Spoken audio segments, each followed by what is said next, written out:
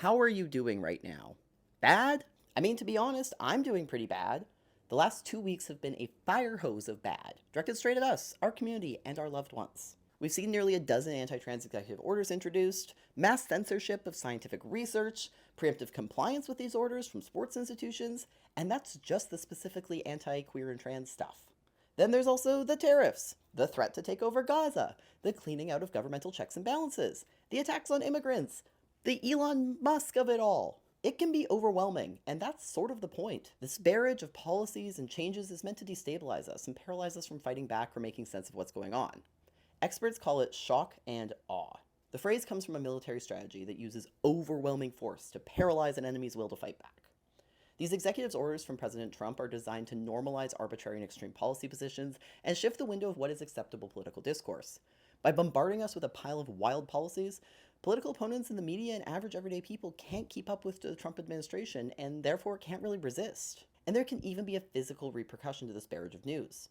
A study conducted by UC Irvine found greater worry about the 2020 election predicted a 10% increase in ailments like cancer, stroke, and heart attacks up to 3 years later. So how do we actually cope with this endless news cycle and not burn out or get sick when it's been like this in just the first 2 weeks? Here's a few things that I'm doing right now as a trans journalist in 2025.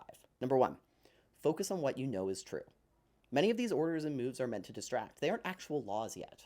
So when reading about these things or reacting, focus on what is true and what is real right now. Many of these orders will likely face court challenges in the coming months, and so they could very well change in how they're implemented.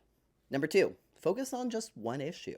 It can often feel like we need to care about everything, everywhere, all at once, all the time. But unless that's explicitly your job to do, don't feel pressured to keep up with every single terrible thing. Instead, consider paying attention to the issues that matter most to you or your loved ones. Maybe that's the immigration policy changes, maybe it's the attacks on trans people.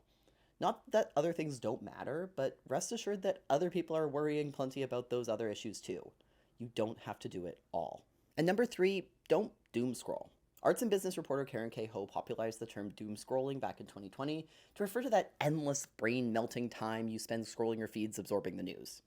Throughout the pandemic, she posted regular updates urging folks to stop doom scrolling, step outside, and log off.